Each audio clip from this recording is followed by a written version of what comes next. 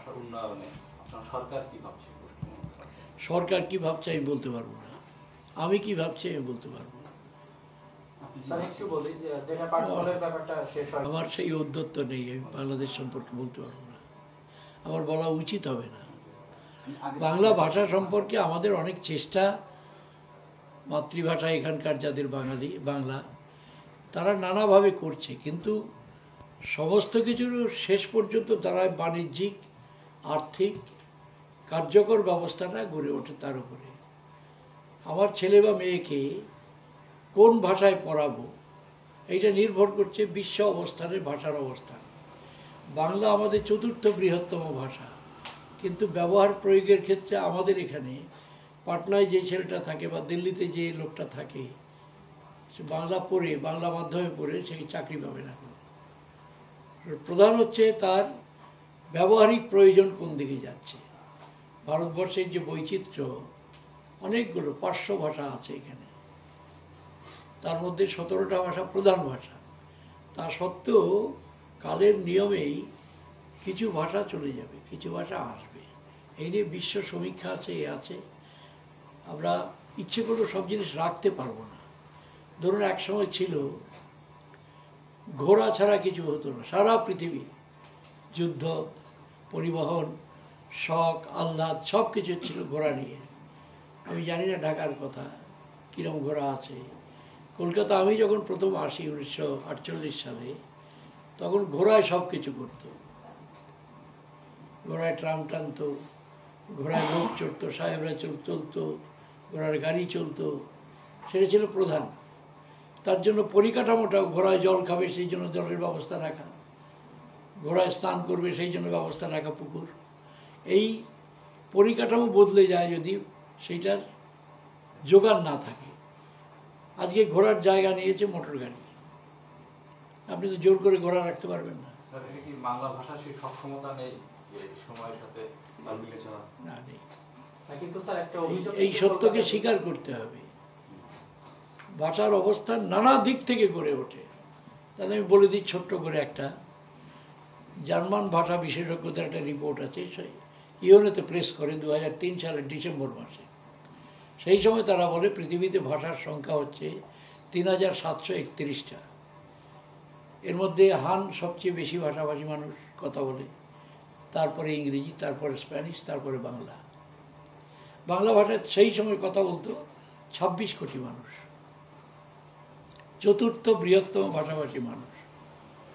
ওরা কি বলছে যে আগামী এই শতাব্দীর মধ্যে এই 3731টা ভাষার মধ্যে 90% ভাষা মিশে যাবে কারো না কারোর সঙ্গে, অথবা বিলীন হয়ে যাবে। তার পরের শতাব্দীতে যে 10% থাকবে, তার 75% বিলীন হয়ে যাবে আশেপাশের ভাষার সঙ্গে। তৃতীয় এবং চতুর্থ শতাব্দীতে গিয়ে 5টা ভাষা থাকবে। এক হচ্ছে হান, 2 হচ্ছে ইংরেজি, 3 হিন্দি এসে যাবে সামনে, 4 স্প্যানিশ, 5 অ্যারাবিক। আর অন্য ভাষাগুলো কিছুদিন এখানে ওখানে ঘুরবে, কিন্তু সেই ভাষা আন্তর্জাতিক সম্মান এবং কার্যকারিতা নিয়ে থাকবে না। অথচ মানুষের প্রবণতা হচ্ছে তার মাতৃভাষাকে রক্ষা করা। যেন একটা অদ্ভুত বৈপরীত্য আছে। যেমন আমাদের এখানকার সাঁওতালরা, তারা দাবি করছে, আন্দোলন যখন করছে রাজনৈতিক, অলচিকি ভাষার মর্যাদা চাই, অলচিকি ভাষা এই করতে হবে, ওই করতে হবে, বিশ্ববিদ্যালয় পর্যন্ত পড়তে দিতে হবে, কিন্তু নিজের ছেলেকে পড়ছে বাংলা বা ইংরেজি স্কুলে। সুতরাং কথার কাজটা নির্ভর করে সামগ্রিক পরিবেশের উপরে। কথাটা আপনি যা ইচ্ছে বলতে পারেন, ওইখানে লাগাম কেউ দিতে পারবে না।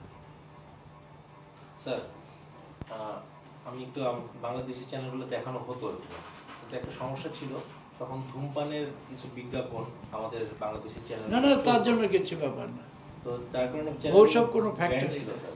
তা এখন আমরা গতবার এসে যেটা জানতে পেরেছি যে এখানে সেন্ট্রাল গভর্নমেন্টের যে ইনফরমেশন অ্যান্ড ব্রডকাস্টিং মিনিস্ট্রি, তারা ডাউনলিঙ্ক পারমিশন চায়, যে কোনো চ্যানেলের জন্য ডাউনলিঙ্ক পারমিশনটা প্রয়োজন। তো আমাদের দেশে স্যার এই চ্যানেলগুলো এখন বর্তমানে আছে, সবগুলি বাংলাদেশের। আমি বলতে পারবো না, I am not the authority of this মানে সাবজেক্ট টু ডিল। আমি দৃষ্টি আকর্ষণ করব আমাদের ভারত সরকারের সংশ্লিষ্ট বিভাগের কাছে, জি। এবং যাতে বাংলাদেশের চ্যানেল এখানে লোকে দেখতে পায়, তার জন্য আমি পশ্চিমবাংলার মানুষের জন্য ওদের বলব। ঠিক আছে, জানতাম খারাপ কলকাতায় বাংলা ভাষা চালু করে চলে যাচ্ছে, আপনাদের জেনারেশন বা আপনার পরের জেনারেশন মারা যাবে অনেক সময় লাগে, 300, 400, 500 বছর আমাদের ভাষা। তার আগে ব্যবহার হতো পালি ভাষা, পালি থেকে চর্যাপদ উত্তরণ হলো, চর্যাপদ থেকে তখন সবটাই হচ্ছে কি, রাজা রাম বলে এক বিখ্যাত ইয়ে ছিলেন, এই গদ্য লেখা শুরু হলো। কথা বলে তৎসম শব্দ অর্থাৎ সংস্কৃত শব্দে খুব বেশি প্রভাব, তারপর চলতি ভাষা এখন ব্যুৎপত্তিগত ভাষার যে উপকরণগুলো তৎসম তৎসম দেশি বিদেশি, এই বিদেশি শব্দগুলো যখন বাংলা আসছে তখন কিন্তু এটা বাংলারই অংশ হয়ে যাচ্ছে। তাই তো আমাদের, আমি এই আগে একটা 1 ঘন্টা বক্তৃতা করেছি ওখানে আরেকটা টিভির কাছে, এখন আমি বলতে চাই না। স্যার একটু আমাদের ব্যর্থ সব জিনিস টেনে টুনে নিয়েছে।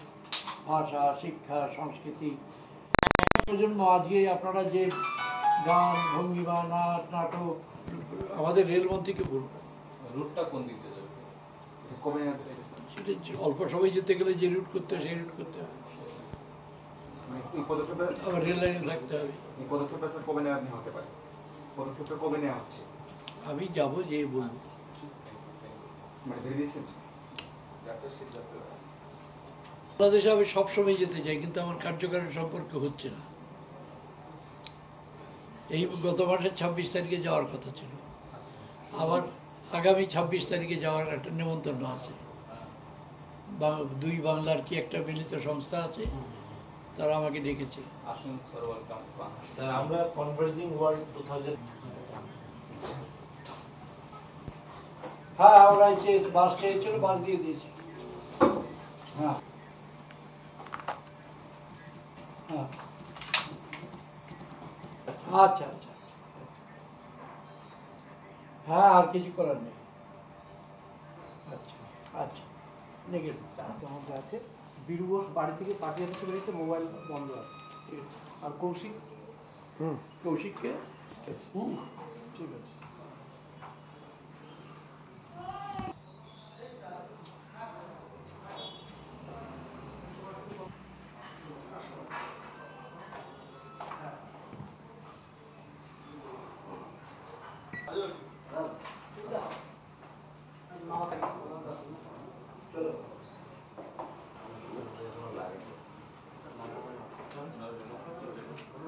স্যার তো সব আছে, বলে দিচ্ছি।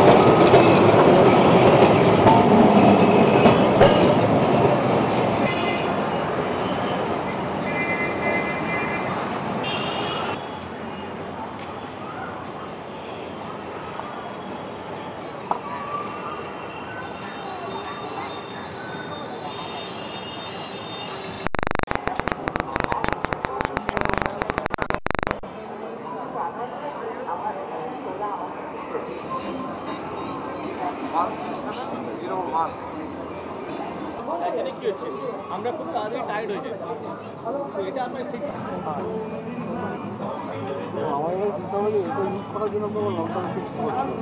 এই machine first time no side effect, এতে কোনো সাইড এফেক্ট এই মেশিন, যার জন্য এই মেশিনটা আজ ওয়ার্ল্ডে সব এজ 80-90 এজ অব্দি লোক দাঁড়াতে পারে। কেন এই মেশিনের যে স্পিডটা এক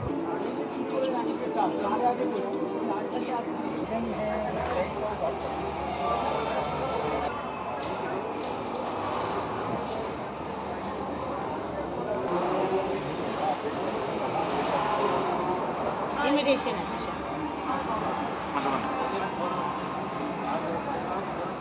बस ज़्यादा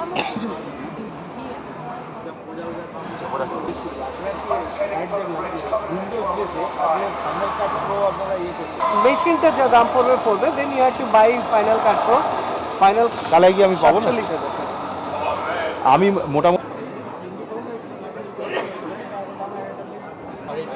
এটা আছে আপনার 1500 প্লাস ট্যাক্স, এটা 1800 plus tax. Automatic plus tax ये आपको मिल जाएगा 1200 प्लस टैक्स। ये वाटर प्रूफ है और ये 28x 4x। हाँ वो मंगा लिया 10 से 10 होगा।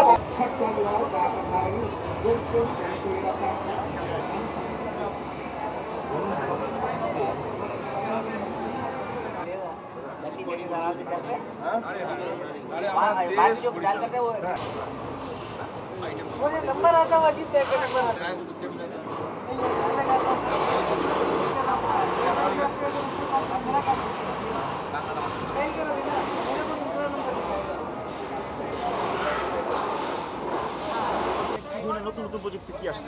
নতুন প্রযুক্তি বলতে আমরা একদম এখানে এই বছরে প্রথম লঞ্চ হচ্ছে GE-PON টেকনোলজি, যেটা হচ্ছে gigabit ethernet over passive optical network. এটাতে আমরা end to end fibre solution দিচ্ছি। আগে কি হতো যে একটা ফাইবার লেয়ার 3 সুইচ থেকে ফাইবার বেরিয়ে লেয়ার 2 সুইচে যুক্ত, তারপর ফাইবার মিডিয়া কনভার্টার থেকে ফাইবার দিয়ে টেনে নিয়ে গিয়ে আবার একটা সুইচের মধ্যে বা LIO-তে দিয়ে কনভার্ট হতো। সেখানে আমরা এই মাঝখানে এতগুলো স্টেপকে আমরা বন্ধ করে দিচ্ছি।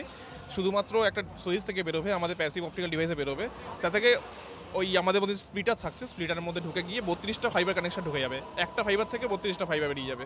এটা আপনাদের ফাইবার লেন্থ অনেক কমবে, খরচা অনেক কমে যাবে। এছাড়াও আমাদের স্টোরেজ ডিভাইসেস আছে এখানে। স্টোরেজ ডিভাইসেস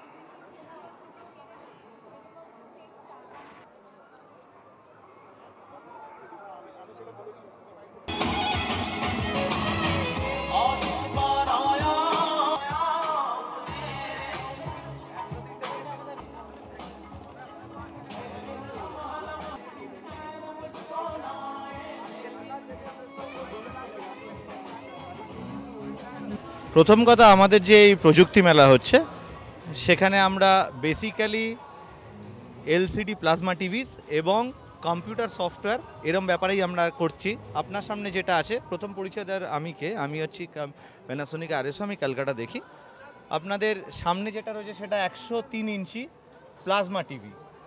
এটার বিশেষত্ব হলো এর চেয়ে বড় টিভি সারা বিশ্বে নেই।